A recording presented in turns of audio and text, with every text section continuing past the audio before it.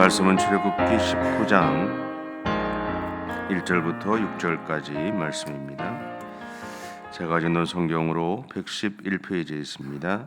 출애굽기 19장 1절부터 6절까지입니다.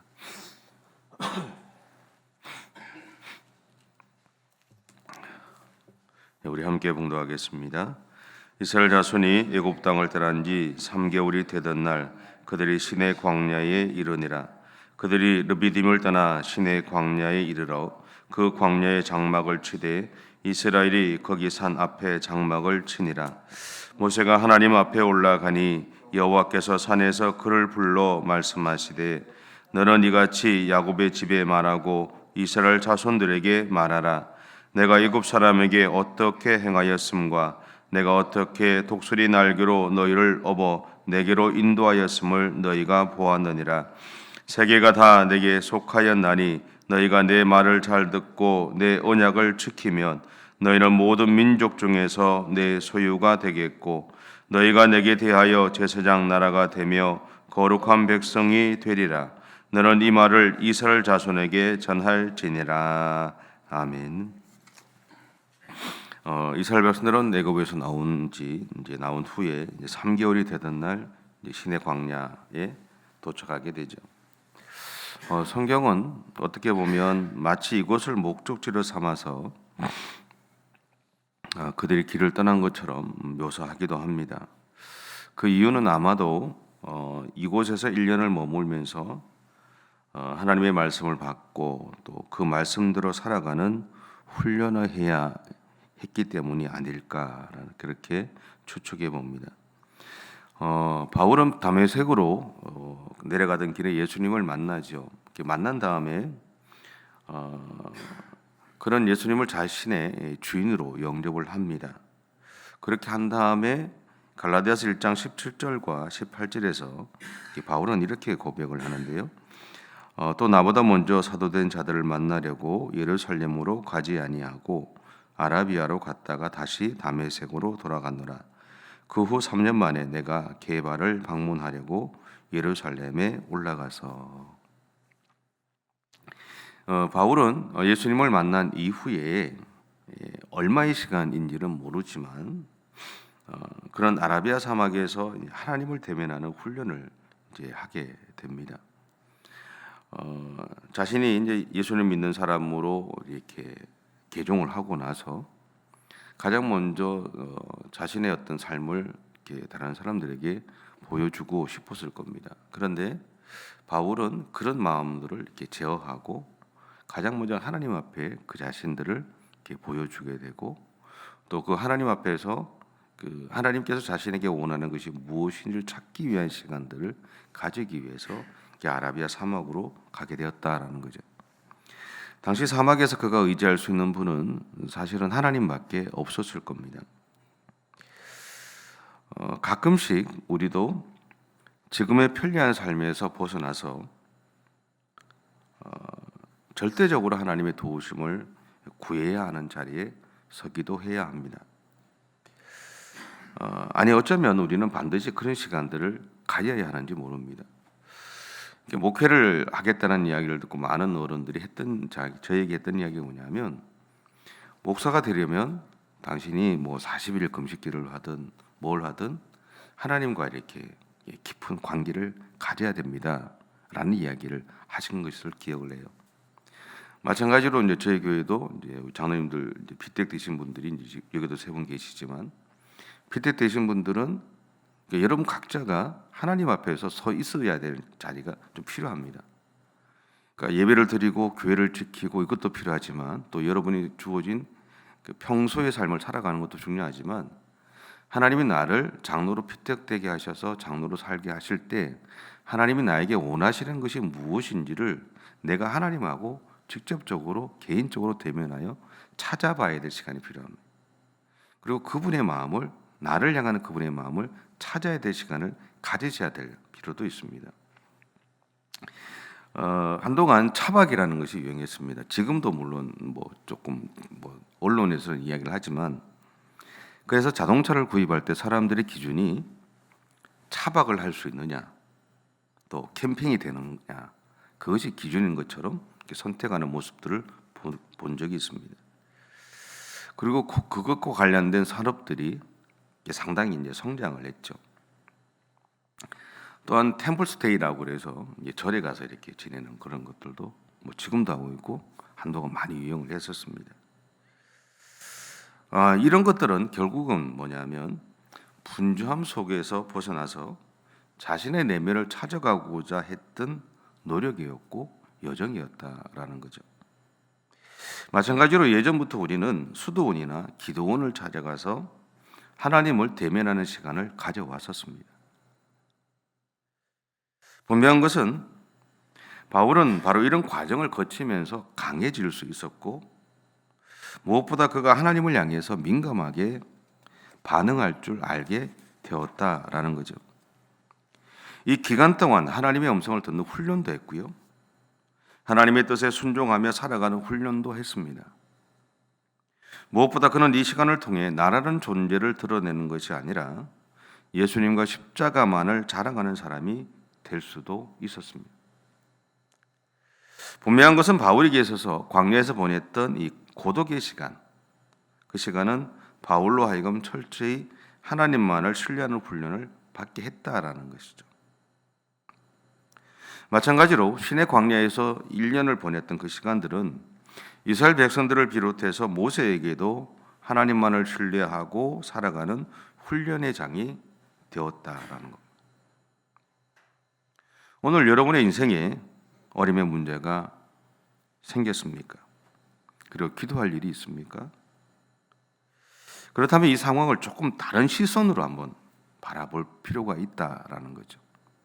내게 어려움이 생겼고 기도할 일이 있다는 그것만 바라보는 것이 아니라 조금만 더 바라보면, 다르게 보면 지금 하나님이 나와 우리 가정을 그리고 우리 교회 공동체를 훈련시키고 계신다라는 것을 깨닫게 된다라는 것. 어쩌면 그래서 우리는 가끔씩 분주한 우리의 삶의 자리에서 벗어나서 하나님과 1대1로 대면하는 시간을 가져야 될 필요가 있다라는 거죠. 근데 제가 이렇게 얘기하면 여러분 그렇게 얘기하실 겁니다. 하나님, 목사님 바빠서 안 되는데요. 물론 바쁜 거 알죠.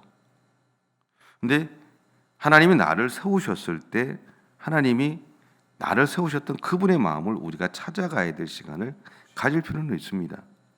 하루 종일 기도원 가서 하루 종일 어떤 그런 일을 하라는 게 아니라 여러분의 삶의 바쁜 그 과정 속에서 잠깐 벗어나서 1시간이 됐든 2시간이 됐든 그 시간들을 쪼개서 하나님 앞에 여러분 스스로를 내어보아야 될 필요가 있다라는 거죠. 그리고 그 시간들을 통해서 분명한 것은 뭐냐면 나를 향한 하나님의 마음을 분명히 나에게 알려주신다는 것이고, 내가 해결하지 못했던 그 문제 앞에 섰을 때 그 문제 해결책을 나에게 하나님이 깨닫게 해주신다는 겁니다. 그것은 저도 경험했고 여러분도 아마 많이 경험해 보셨을 겁니다. 우리에게는 그렇게 하나님 앞에 우리의 분주함을 잠깐 내려놓고 하나님 앞에 우리 자신들을 세워가야 될 시간이 반드시 있어야 된다라는 겁니다. 시내산에 도착한 다음에 모세가 가장 먼저 한 일은요, 3절에 나옵니다. 3절에 이렇게 시작합니다. 모세가 하나님 앞에 올라가니. 3절을 보시면 그렇죠. 모세가 하나님 앞에 올라가니. 모세는 가장 먼저 자기들을 여기까지 인도해 오신 하나님을 찾았습니다. 그는 하나님이 백성들을 이곳으로 인도해 오신 목적을 알고 싶었을 겁니다. 마찬가지잖아요. 지도자로 살아가는 사람, 교회 안에서도 우리 교회는 항존직이 많죠. 항존직들은 대부분 지도자라고 생각하시면 돼요. 은퇴를 하셨든 하지 않았든. 제가 전에 그런 이야기 말씀을 드렸는데, 은퇴는 행정적인 은퇴입니다. 진정한 은퇴는 내가 하나님 앞에 설 때 이루어지는 겁니다. 다르게 표현하면 내가 행정적으로 은퇴를 했다 그러면 그 다음부터는 현직에서 뛰고 있는 사람들을 돕는 일들을 최선을 다해서 해야 되는 거예요. 나를 드러내는 것이 아니라, 그전에는 내 목소리를 드러내고 살았다면 이제는 내 목소리를 드러내는 것이 아니라 이제는 내 삶으로 조용히 섬기고 나에게 주어진 일들을 감당해 가는 겁니다. 그것이 우리가 해야 될 몫이라는 거죠.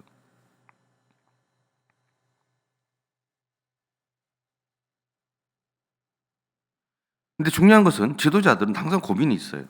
그게 뭐냐면 하나님이 우리에게 왜 이런 상황을 만들어 가셨는가? 그것이 우리에게 늘 고민이죠. 어떻게 이 문제를 풀어갈 것인가? 그렇다 그러면 우리는 하나님 앞에 서야 된다는 겁니다. 전에도 말씀드렸지만 각자의 삶의 자리에서 아니 가까운 곳에서 예배를 드리시더라도 계속 기도하는 삶을 살아야 되죠. 그것을 물어야 되죠. 항존직이라면 다. 항존직에 속하신 분들은 다 그렇게 하셔야 된다는 거예요. 현직에 있든 은퇴를 하셨든 내가 새벽에 못 나오면 아니면 예배 자리에 못 나오면 집에서라도 해야 된다는 거예요. 그래서 하나님께서 원하시는 그 일들이 무엇인지 우리 교회를 향해서 우리 개인을 향해서 하나님이 원하시는 것이 무엇인지를 우리는 늘 물어야 된다는 거예요. 근데 놀라운 게 뭔지 아세요? 각자의 삶의 자리에서 다 흩어져서 기도해도 그 기도가 하나로 모인다는 겁니다. 하나님이 모이게 하신다는 거죠. 알게 하신다는 겁니다.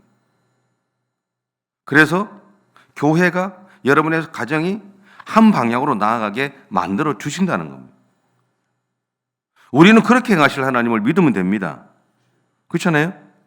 우리는 다 생각이 다르고 다 틀리지만 하나님은 그것을 하나로 모으시는 분이에요. 그럼 우리는 하나로 모으시는 그 하나님을 바라보고 달려가면 되는 겁니다. 내가 해야 될 그 일들을 감당하면 되는 거죠. 모세가 올라갔던 이유는 하나님을 찾았던 이유는 바로 거기에 있는 거예요. 왜 하나님이 우리에게 여기까지 데리고 오셨느냐? 우리가 가야 되는 길은 가나안 땅을 가야 되는데 왜 여기에 머물게 하셨느냐? 알고 싶다라는 거죠. 여러분 우리가 인생의 여정을 갈 때도 마찬가지지 않습니까? 때로는 갈 바를 알지 못해서 당황스러울 때가 있습니다. 그때 우리는 하나님 앞에 나아가야 되죠. 그리고 하나님의 음성을 들어야 합니다. 4절과 6절을 통해서 하나님은 모세에게 자신의 마음을 전달하십니다. 4절과 6절인데요. 다시 한번 우리 같이 읽을까요? 시작. 내가 애굽 사람에게 어떻게 행하였음과 내가 어떻게 독수리 날개로 너희를 엎어 내게로 인도하였음을 너희가 보았느니라. 세계가 다 내게 속하였나니 너희가 내 말을 잘 듣고 내 언약을 지키면 너희는 모든 민족 중에서 내 소유가 되겠고 너희가 내게 대하여 제사장 나라가 되며 거룩한 백성이 되리라. 너는 이 말을 이스라엘 자손에게 전할지니라. 아멘. 여기서 하나님은 모세에게 이스라엘 백성들을 자신의 소유로 삼으셨다라고 선언하십니다. 이 말은 하나님이 이스라엘 백성들의 삶을 책임지시겠다는 약속인 거죠. 마찬가지로 하나님은 오늘을 살아가는 우리에게도 동일하게 약속하시는 거예요. 내가 너희를 나의 소유 삼았다. 예전에 제가 목회의 길을 가야 하는지에 대해서 고민하고 있을 때 하나님은 저에게 이렇게 말씀하셨습니다. 내가 너를 나의 것으로 삼았다. 이 말은 나의 삶이 내 것이 아니라 하나님의 것이 되었다라는 것이잖아요. 물론 제가 목회의 길을 선택한 것이지만 어떻게 보면 목회의 길을 선택하지 않아도 하나님은 나의 삶을 하나님의 것으로 삼으셔서 그분이 나를 통해서 일하고자 하시고 영광 받기를 원하셨던 그 삶을 살아가게 하셨을 거다. 마찬가지죠. 오늘 여러분을 향해서도 하나님은 내가 당신들을 나의 것으로 삼았다고 하시는 것은 내가 열심히 하고 내가 열심히 덜 하고 내가 나이가 있고 적고 이게 문제가 아니라 나에게 지금 주어진 그 삶 속에서 내가 당신들을 통해서 여러분을 통해서 영광 받고 있다라는 거고 또 그렇게 영광 받기를 원한다라고 하시는 하나님의 마음을 전달하는 겁니다. 여러분 하나님이 내 인생의 주인이 되셨다는 것은요 이제 내가 염려할 것이 없다는 것을 의미합니다. 그러게 나는 주인 되신 하나님에게 내 모든 삶을 드리기만 하면 됩니다. 하지만 우리는 하나님에게 내 인생의 주인의 자리를 드리는 것을 사실은 좀 힘들어합니다. 그 이유 중에 하나는 하나님이 내 눈에 보이지 않기 때문이죠. 그리고 다른 하나는 내 인생의 핸들을 내가 가지고 있고 싶기 때문에 그렇습니다. 그래서 내가 가고 싶은 곳으로 돌리며 살아가고 싶은 마음이 우리 안에 있기 때문에 그래요. 근데 여기서 우리가 오해하는 것이 하나 있습니다. 그것은 뭐냐면 내 인생의 주인이 하나님이 되시면 나는 하나님이 정해놓으신 인생만을 살게 된다라는 겁니다. 근데 그렇지 않습니다. 하나님이 우리에게 자유의지라는 것을 주셨다라고 얘기하잖아요. 목사들이 설교 중에 그런 얘기 많이 하잖아요. 자유의지를 주셨다.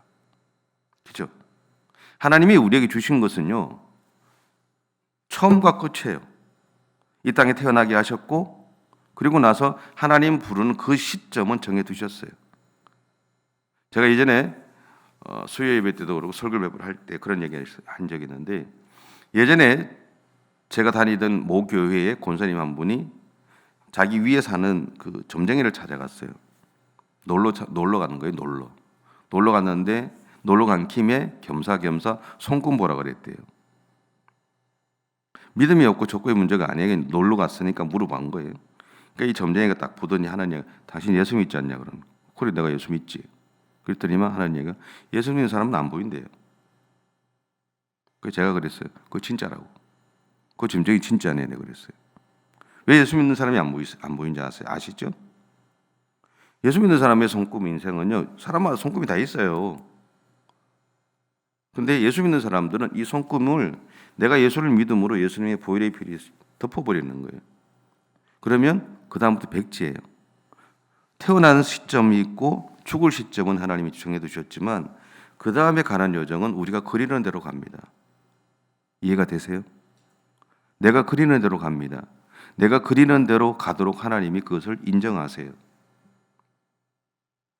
그런데 우리가 완전히 벗어나는 것을 용납하지 않으시죠. 그분이 우리를 보호하시는 거예요. 구름기둥과 불기둥 안에서 이스라엘 백성들은요, 자기들 멋대로 살았어요. 근데 그들이 벗어나지 못한 것은 뭐냐면 구름기둥과 불기둥의 바운드리입니다. 그 테두리는 벗어나지 못했어요.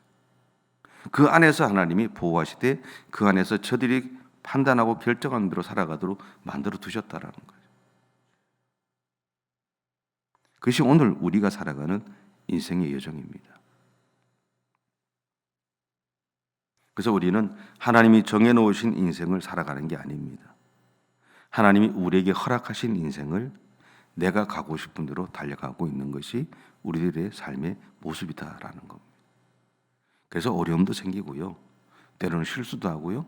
때로는 죄도 짓고 살아가는 겁니다. 오전은 이렇게 시작합니다. 세계가 다 내게 속하였나니. 세상 자체가 이미 하나님의 것이다라는 말이죠. 그렇다는 것은 우리가 하나님에게 우리의 삶의 핸들을 드리면 그 다음부터 우리가 어디로 가든지 하나님은 우리의 삶이 하나님을 떠나지 않게 하신다는 겁니다. 그리고 우리로 하여금 하나님이 주인 되시는 세상에서 살아가게 하신다라는 것을 이야기합니다. 그러면 하나님이 우리의 주인이 되셨다는 것은 하나님이 우리에게 세상을 주셨다는 선언이고 약속입니다.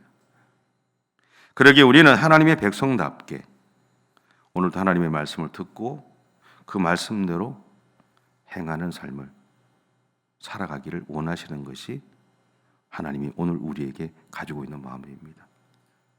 그렇게 하나님 앞에서 믿음의 삶을 살아가는 저와 여러분의 삶이 되시면 좋겠습니다. 기도하겠습니다. 사랑의 주님, 감사합니다. 우리의 삶의 주인 되시고 우리의 삶의 인도자가 되신 하나님, 그 주님의 은혜 안에서 오늘도 믿음의 길을 가고자 합니다. 우리와 함께 해주시고 우리의 삶을 이끌어가 주시옵소서. 감사드리며 예수님의 이름으로 기도드립니다. 아멘. 하늘에 계신 우리 아버지, 아버지의 이름을 거룩하게 하시며 아버지의 나라가 오게 하시며 아버지의 뜻이 하늘에서와 같이 땅에서도 이루어지게 하소서. 오늘 우리에게 일용할 양식을 주시고 우리가 우리에게 잘못한 사람을 용서하여 준 것 같이 우리 죄를 용서하여 주시고 우리를 시험에 빠지지 않게 하시고 악에서 구하소서. 나라와 권능과 영광이 영원히 아버지의 것입니다. 아멘.